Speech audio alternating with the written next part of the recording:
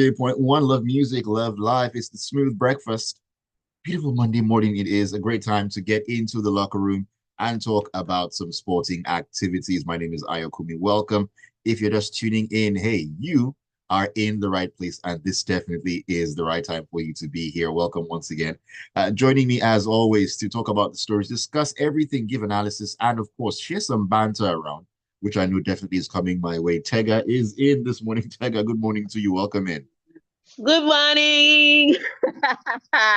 Hope people are ready for a great week. See the way I woke up this morning with I woke up supercharged, all right? Hmm. So hope people are ready for a great week. And because yesterday was Sunday, I'm still mellow. I'm not going to banter Ayokunmi too much. There's no need to kick the less privileged. It Wow. doesn't it doesn't help. Do you understand? Wow. So we'll not do that this morning. We're not going to pick on those that are weaker than us. Hmm. You say you And on won't. that, You say you won't, but you are. and on that note, we have on locker room today. We have the okay. We don't have the NBA, but the NBA has officially started. The Lakers are 0-3, so three straight games in a row. Perhaps JJ Redick is not just good at podcasting; he's good at coaching. But in the locker room this morning, we have the Super Eagles story because CAF has handed down their judgment. We also have the F1 drama that happened last night. And Hmm. then we have all the top stories from across Europe. We have all the top stories from across Europe. But before we do that, Ayokunmi, tell us, how can we be a part of the locker room this morning? All right, you can join us on the locker room this morning by sending your messages in to us on WhatsApp. That's one way to actually get through. 0809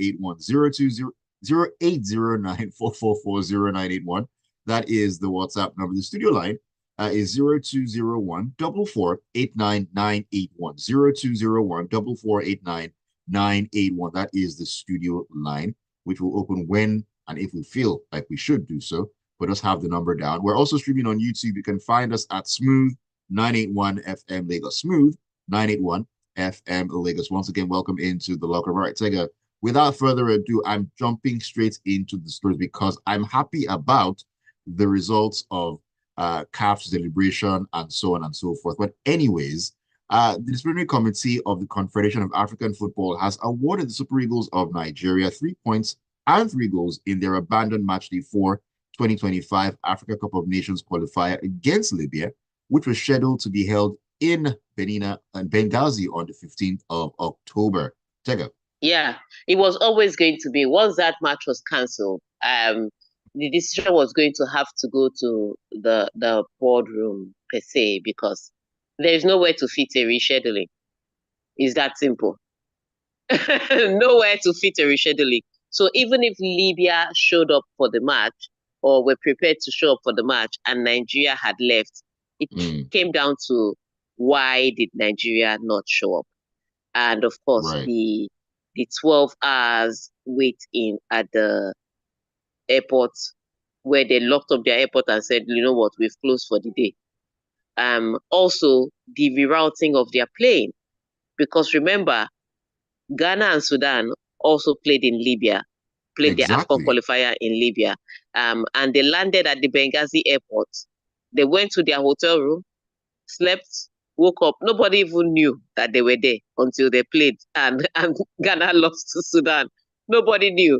Um, but the Super Eagles were rerouted just a few kilometers away from landing at Benghazi to land in another airport. So um, all that wickedness with the reports of the witnesses. I remember Libya saying that they sent somebody to go and defend their case, and when they got there, the Nigerians had brought a crowd of witnesses to come and make their own case. And Don't so play.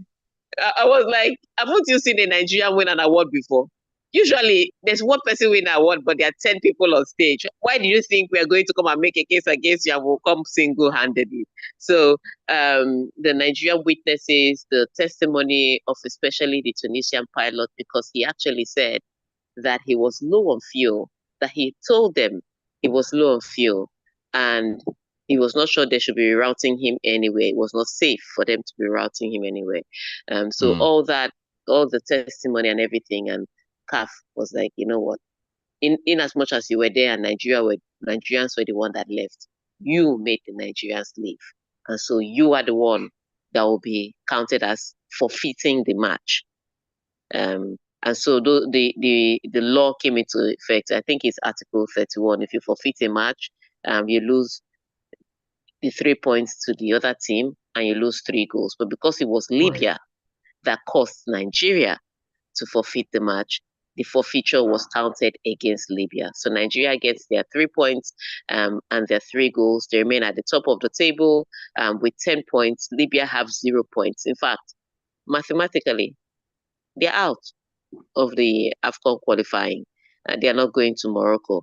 And they're also going to pay CAF $50,000. So the costs also for traveling, because what most people don't know is that teams pay for them to travel to tournaments. So the costs that Nigeria accrued for traveling would also be paid by Libya. Right. So I don't know how to say it, but win-win-win situation for Nigeria. Definitely a win-win-win situation. I mean, after the entire debacle, and the number of people who were saying, "Oh, Nigeria did theirs first," and so on and so forth. I mean, we've seen after the, we've seen that that definitely wasn't the case, and I will keep saying that even if it were the case, this was definitely not a oh no, this was the worst escalation. No, this was the worst escalation we have ever seen. It was the worst way escalation, because it is something. I remember I told you when they first landed, the media officer and they blocked them from leaving the airport. The media officer was laughing. Why? Because they expected it. The Nigerian contingent expected some form of delay in Libya, but 8 hours, no food, no water. Ridiculous. 8 hours. That was, and then they locked them in the airport. So that was ridiculous. These things usually happen. When it was happening, every African footballer would tell you these things happen. I mean, even the CAF president alluded to it. This is not the first time this kind of thing has happened. What made this worse was the diversion of the plane and then the amount of hours they had to wait without food, without water, and then they were locked in. So, like, what if there was a fire? How were they supposed to go out? Because you locked them in and went home. Terrible. But justice has prevailed, and the Super Eagles have won big foot in the Nations Cup come 2025 in Morocco. That's the point needed from the last 2 games, and we are eating good. All right, let's talk some Formula One here at Tega. And it's all about the Mexico Grand Prix. Carlos Sainz cruised to an emotional victory for Ferrari ahead of McLaren's Lando Norris in Sunday's incident-filled Mexico City Grand Prix, as Red Bull's series leader Max Verstappen was handed 2 10-second penalties on his way to 6. When last did Verstappen win a race, Tega? Because my dear, so it is the craziest thing, because remember I was talking about just last week how Max Verstappen would drive roughly, and even the commentators will say, but we know Max Verstappen is never really going to back out of a challenge. And I'm like, you guys are enabling this recklessness. It's not, because it's not aggression anymore. It's just reckless. And after last weekend, especially in Austin, when he pushed Lando Norris off the track. I mean, there was nowhere else for Lando Norris to go than to overtake him. And Lando Norris was given a penalty. Everybody complained about it. So by this weekend, the stewards were waiting with their pen and paper. They're like, because everybody has accused them, they're like, look, even I had said it. Max Verstappen can get away with murder. All he needs to do is commit it at a Grand Prix. And everybody would look away. That's what I said. Everybody complained about it, and it was so glaring that Max gets away with a little much more than other drivers do, because Josh Russell was punished last weekend for pushing somebody off the track, and Max wasn't, and Max did it twice. I don't know how else to say that. So it was such a thing. So when we came to this Grand Prix this weekend, the stewards were already on it. They had already said that they're going to have a serious meeting in Qatar. Qatar is going to happen at the end of November. The race is on the 1st of December, but the weekend starts at the end of November. And they're going to have a meeting with the drivers, and they're going to start really decide what is acceptable and what is unacceptable because of all these controversial claims. So they already had that conversation based in Austin. This race weekend started. And so, first of all, Sainz won pole. Max Verstappen was in second. Now, when Lando Norris was in third and Leclerc was in fourth. Now, when the race started, as usual, for most drivers, they don't know how to take off as quickly when the light goes green. Max, on the other hand, because of his years of the past 3 years of, contending in front, he knows exactly how to get his car going. So he had a better start again than Carlos Sainz, the same way from last weekend where he had a better start than Lando Norris. But by the time they were getting into the first corner, Sainz had caught up. And he blocked the way for Sainz. And Sainz had nowhere else to go but off the racetrack and get in front. But Sainz, that meant that Sainz had to give the place back. So Max Verstappen was leading the race.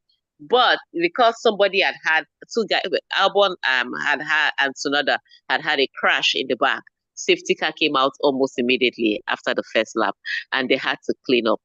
And then when the race restarted, it was the way the other cars picked him off. So Max Verstappen was already struggling with race pace.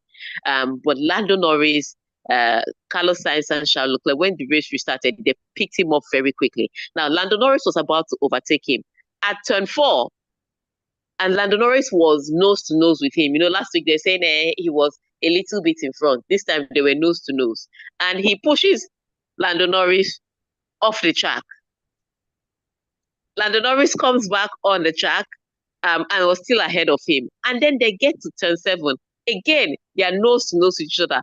And if you saw, there was space, don't get me wrong, there was space for him to move. But the way he dived down, or he launched down the Lando Norris's inside, was a bit reckless and dangerous.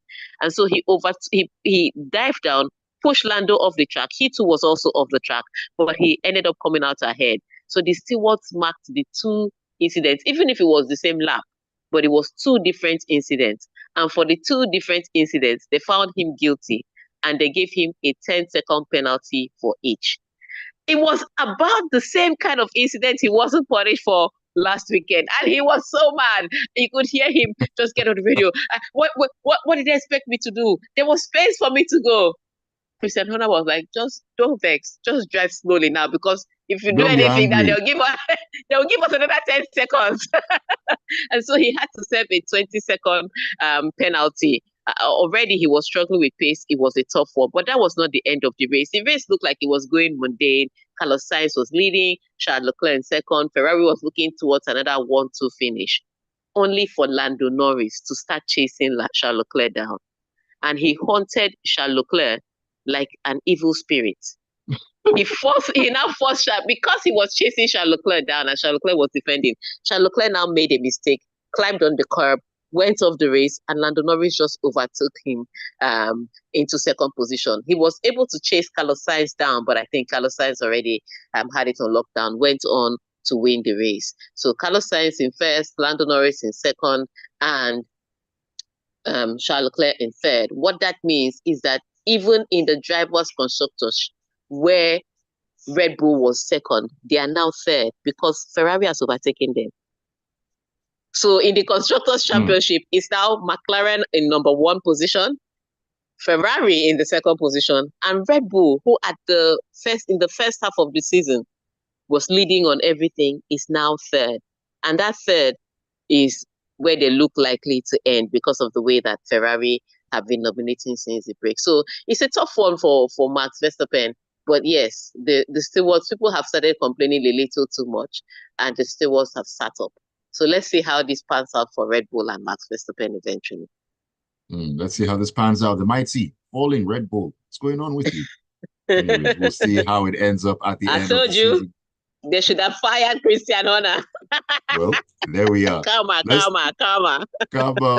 Let's take a quick break. When we come back in, There'll be more stories coming up on us on Network 98. We're talking about Arsenal and, of course, that game against Liverpool. 2-2 draw it was. Good.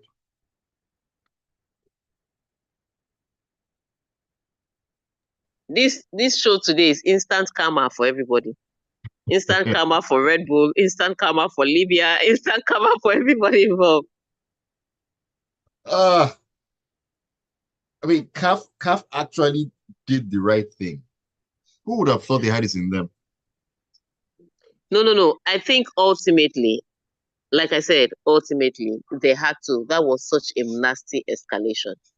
Me, I expected Libya to do what they did. I just didn't expect them to do 8 hours. I mean, it was insane. More than 8 hours now. No. So the first 8 hours was them locking Nigerians. When they eventually brought the 9 sports, the Nigerians were like, "We're not playing again." So when their craze stopped, 9 hour craze starts. They locked them in for 8 hours and went home. That's I've not seen it before. They went home. At the end So of they the had day, come. They had come back to exactly. They had come back to clear the Nigerians, but the Nigerians were like, "We're not playing again." So it was all the give them fuel, don't give them fuel, mediate, don't mediate, that took the extra 4 hours. And then the Super Eagles eventually left, yeah. But the one that they really did was the 8 hours. The rest was the consequences of the 8 hours. People have seen it now. It's the same thing. It has happened to many countries. Different countries do it to different people. Libya their own was worse. That's terrible behavior, Lord. Their own was worse. All right. African footballers. What? Oh, we are coming back, yeah? You're coming back. You're listening to The Locker Room on the Smooth Breakfast on Smooth 98.1, your love music, love life station on a Monday morning. Ayokunmi here, talking sports with the one and the only Tega Supreme. Welcome back into the show, Tega. It has been a great start to the show this morning. Justice being done, banter flying around. Well, more banter about to fly around coming soon. Not looking forward to it. Yeah, I think we should dive into the banter first. Really, is that what we're doing now? Let's read the stories. Let's get through some stories quickly. Let's do Arsenal and the El Clasico quickly. Indeed, let's talk about Arsenal. Mikel Arteta insisted that injury hit Arsenal will fight back in the Premier League title race after admitting their lack of courage was the decisive factor in Sunday's pulsating 2-2 draw against Liverpool. Remember when I was saying it, that Arsenal's problem is not necessarily injuries or lack of depth in squad or tactics. It's mind. I don't know how else let me use Nigerian language. It's confidence. It's that simple. It's a psychological hurdle they have to overtake. So yes, we accept that they came in with a makeshift back four. And yes, we admit that during the game, they eventually ended up losing Gabriel and Timber, Timber, who were the defenders there. So they had to have their makeshift back four became even more makeshift. We accept that. We understand that there were injuries and they had to rush Bukayo Saka. Whatever painkiller they gave Bukayo Saka to take, I need it for my back. So they should quickly give us names so we'll go and find it. They had to rush him back. We accept that they are injury hit right now.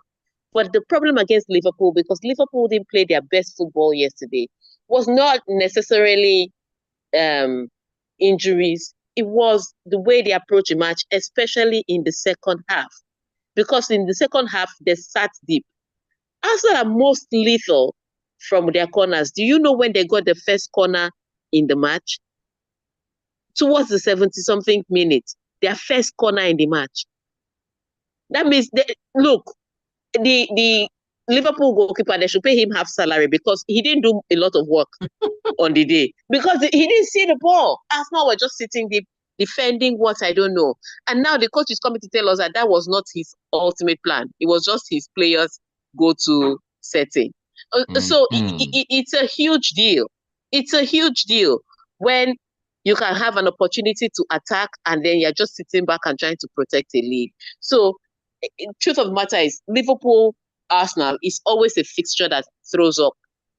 You don't know what to expect from that fixture. You can wake up and you'll be a beat down for one team, but you can wake up and it'll be a 4-4 match. I never forget Onojiafe versus Liverpool when that match ended Right. 4-4. Yeah, it's Exactly. always that. It's a crazy fixture. It's that kind of fixture. However, yesterday really came down to Arsenal's approach when they got hit by more injuries. Because when they started the match, especially in the first half, they were going for it. But in that second half, they didn't come out of the locker room until Liverpool equalized. And then when the opportunities fell to them, the likes of Gabriel Jesus and Martinelli, who now have to prove to me that they are really Brazilian by showing me a DNA test, fluffed the chances that came to them. So, yes, all in all, bad day in office for them, but they cannot claim injuries on this one because even their manager has come out to say it's not the injuries, it's our approach. Not the injuries, but the approach. But at the end of the day, I mean, the approach. I mean, who's at whose doorstep do you then put that down to? If the manager is saying, "Oh, it's our approach," I mean, he needs to look in the No, I mirror. mean, a lot of people say yes him, but if the manager has put people on the pitch and he's saying, if the manager is saying people should attack, because there was a time where he was telling them to go forward, and Kai Havertz was like, no, I'm going to wait on this halfway line. So again, sometimes players, I say it all the time. The same thing I've heard. Players that have won. If you listen to the Real Madrid side that went on to do La Decima, if you listen sometimes to the Barcelona side that had to play without their coach, who eventually died of cancer later, they say the same thing, that the coach may give you tactics, but sometimes when you get on the pitch, you as a player have to take charge of what you see on the pitch. And that's where it comes down to. The leadership on Arsenal's pitch is not as strong. Think about it. If you're a Chelsea fan, if you're a Manchester United fan, it's not the kind of thing. You remember the days. I know it sounds so long ago, but remember the days of the Scholes, of the Vidics, of the Ferdinands. They will push their team forward and tell them to, go out there and play. But you don't see that in Arsenal. Everybody just cowers and wants to play football. And that's what I'm saying. If they're going to win the league, it's going to take much more than playing good football or scoring goals or getting a clinical striker. It's going to take spine. And that I haven't seen. Definitely going to take spine. Can they wake up from this and prove everyone wrong? Time will tell, and we'll see. All right, let's head into Spain and talk about the big one, El Clasico. Amazing game, and you know what? Barcelona manager Hansi Flick said that he was proud of his players after they earned a stunning 4-0 win at Real Madrid on Saturday, handing their bitter rivals their first defeat in 42 La Liga games and grabbing Barcelona their first classical triumph since March of 2023. Yes, so this one was a tough one to see. I don't think anybody expected it to be such a beatdown. Nope. Because both teams coming into this, Real Madrid has scored 5 goals. Barcelona, was it 4? They scored against Bayern, and they're coming to. It was always going. It was going to be entertaining. Everybody was licking their lips. Those that bought popcorn. They were waiting for this big showdown, and some people may have expected a winner. Some people may have expected that Barcelona may nick it. Some may have expected that Real Madrid will nick it. But to lose resoundingly by 4-0, and it could have been more. Oh, yes.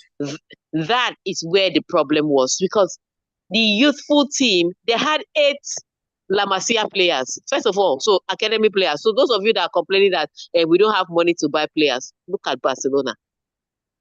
They had La Masia players. They had teenagers, likes of Kobasi. I don't want to mention the usual Lamine Yamal, because Lamine Yamal may be 17, but he plays like he's been here before. So his biological age is 17, his real age is 30. Let's just leave him out of it. But they had youth running their midfield. Pedri was a completely different person. They had youth running their midfield. They had youth running their defense. And these guys were flying and destroying Real Madrid, the same Real Madrid that teams struggle against. Real Madrid, on the other hand, with their experience, with their fantastic 3, not fantastic 4, their fantastic 3 because Rodrigo was missing, could only come up with offsides.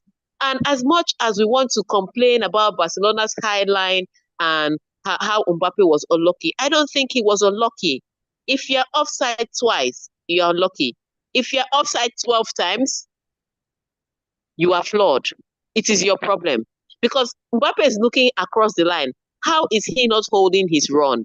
Did he start playing football today? And so when you look at all the issues that Real Madrid came to, it was a culmination of what had happened all season. Some weekends they have actually bullied their way to getting the results. And so people ignored the football they were playing. But that football was exposed against Barcelona on Saturday. And now we are hearing rumors that, and we are now hearing rumors that the hierarchy is considering replacing Carlo Ancelotti. Interesting days are definitely ahead of us. I mean, looking at that 4-0 away from home, that was a statement win. And right now, I definitely wouldn't put it past Barcelona maintaining this momentum to actually pick up the La Liga title at the end of the season. I mean, going by what we saw, what we've seen this season they are clear. So far. They are clear on top. They are clear on top. Atletico Madrid also lost their match yesterday to Real Betis by 1-0. Own goal, I will add. So it's looking good. But you know how it can be. Sometimes the first half of the season is so fantastic, and then the second half of the season is poor. That's why nobody wins titles in October. That is true. All right, let's get things moving. So, Tega, do you want us to dive into full banter now, or should we head over to Italy first? Let's head over to Italy, and then we dive into banter. All right, let's head over to the Inter and Juve cracker. 8-goal thriller. Did not see that coming as well. I mean, Juve playing a game, 8 goals in that game. Did not see that coming. Anyway, Piotr Zielinski converted 2 penalties for Inter Milan as he paid out a thrilling 4-4 draw with Juventus, for whom Kenan Yildiz scored a late brace in the Serie A on Sunday. Yes, now this one was a fixture of people trying to prove a point. Juventus, the team that hired Thiago Motta to come back to winning ways, and Inter Milan, the defending champions, who have struggled a little bit at the start of the season, and a lot of people are expecting that they'll still find a way to come good. But so the match took off very well for Inter Milan. They scored the first goal. It was looking good for them. Then Juventus woke up and scored 2 goals. And then Inter Milan ended up finishing the first half leading by 3-2 because they scored a quick equalizer from Mkhitaryan, fantastic equalizer where he dribbled his way into the box and put the ball in the back of the net. But then they got a penalty. And Zielinski scored that goal. So it was 3-2. And then after the break, Inter Milan led by 4-2. It was looking good for Inter Milan. But there is this young guy called Conceição. You will know his father. His father also used to play football and then became coach. Became coach of Porto and then Rangers at some point. I don't know where Conceição is right now. But yes, that Conceição, this is his son. We are in the days where we are watching their children play now. And Conceição all through the match had been brilliant.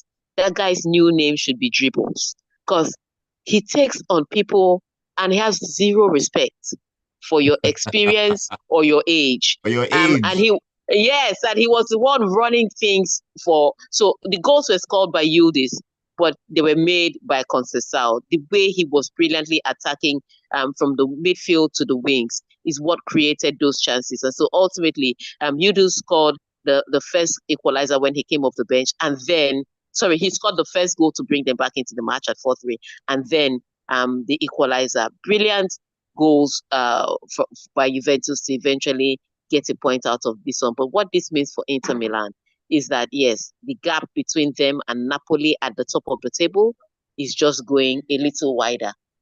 It's just going a little wider. Yeah, it's now 4 points. So, tough one. Antonio Conte is just getting his 1-0 wins and winning the league with that. But Inter Milan, they need to find a way to break out and start getting results. Definitely. All right, Tega, we need to really run quickly through the West Ham United game. Time has absolutely flown by.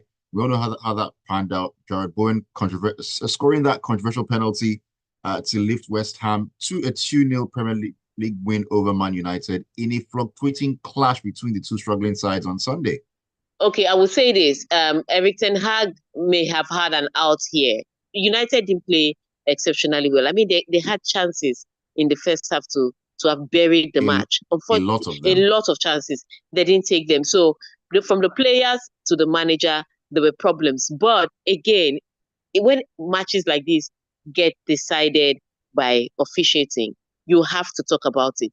It's only the English Premier League I see us complaining weekend in, weekend out. Don't get me wrong, there are mistakes made in other leagues. Mm. But for the Premier League, it's as if they have an amount of mistakes they should make every weekend.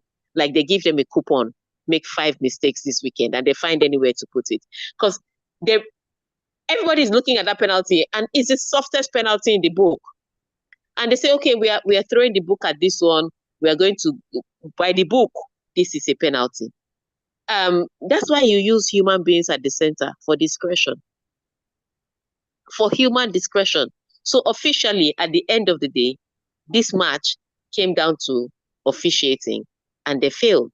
So as much as Manchester United fans have every right to question Erik ten Hag, as much as the players should look themselves in the mirror and question themselves, sometimes you play a bad game and get away with it. Officiating shouldn't rob you of that. Officiating robbed Manchester United. So at the end of the day, I think the Premier League is really going to have to look at themselves and really deal with this officiating problem, because it's a menace now in the league. Right. It's a heavy menace. All right, let me squeeze 1 or 2 messages really, really quickly. Ali says, after this ruling, God, I beg, protect the lives of every Nigerian living or migrating to Libya for whatever reason. Something just tells me they're going to meet the anger on innocent Nigerian citizens in their country. Big E says, struggling Arsenal is always being hit by a one match game, being hit by a game where 1 or 2 players get injured. Truth is that Saka has no good replacement for his position. Mayowa says, why is the PGMOL so inept? Best league indeed. And this is from Big Mayor, who says, starting the week with a victory for Nigeria, good news. The Aguero spirit of Max is beginning to end him. And what exactly is Erik ten Hag doing? I can't take much more of that. Let me take YouTube, 1 or 2 on YouTube very, very quickly here. On YouTube, LK Aderoba says, the God of Banter elevated us yesterday. Chelsea is finally coming together. What's Tega's true opinion about Palmer? We'll talk about that on Wednesday or something. Uche Nwokoye says, seems like the players and officials are conspiring to sack Ten Hag. That was never a penalty. And how did our attackers manage to score just 1 goal with all the chances created? We need to start scoring. True story. All right, Tega, we need to call it a morning on the locker room. All right. On that note, I want to thank you for sending your messages via WhatsApp, and for streaming live on YouTube, and for listening to Smooth 98.1 and the locker room. Till I come your way again on Wednesday, where I'll tell you what I really feel about Palmer. Have a good week. All right, Tega, have a good start to your week, and thank you all for being a part of the locker room. Keep it tuned to Smooth 98.1. More great music on Smooth Breakfast.